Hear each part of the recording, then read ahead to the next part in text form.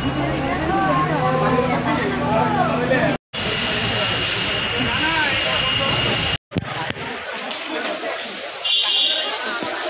একটা fire incident হয়েছিল, মানে বাড়ির বাড়ির মালিকের নাম হচ্ছে আপনার গোবিন্দ পদপাল, তাই না? বাইরে আছে, তাই না? মিসেজ আছে এই বাড়িতে।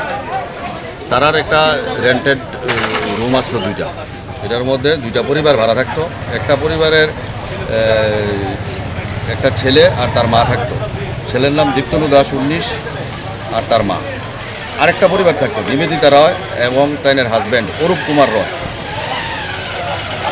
ভোরবেলা কেউই মানে নিবেদিতা রয়ের রুমটাতেই আমরা যতটুকু প্রাথমিক তদন্তে যা দেখলাম, নিবেদিতা রায় যে মহিলা, তাইনের রুমের থেকেই মানে আগুনটার সৃষ্টি হয়েছে। তবে ভাড়াটিয়া ঘর সবাই যা শুনলাম, এবং তারা নিবেদিতা রায়ও কইছে যে তারা অনেক দিন ধরেই মানে তারা ডিমান্ড ছিল যে ঘরের ওয়ারিংটা মডিফিকেশন করানোর জন্য, কারণ এটা অনেক পুরান ঘর, টিনের ঘর, ঠিক আছে? এটা আর মডিফাই হয়েছে না, ঠিক আছে? রান্না করে মহিলা ঘরের তো বেরিয়ে গেছে, পাশের ঘরেও আবার রান্না করতেছে।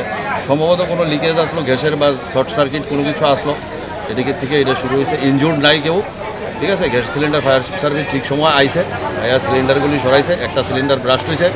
আর এই বাড়িতেই পেছনের দিকে কিছু গাড়ি পার্ক করা আসলো, তারা রেন্টেড প্লেস দেয় আর কি।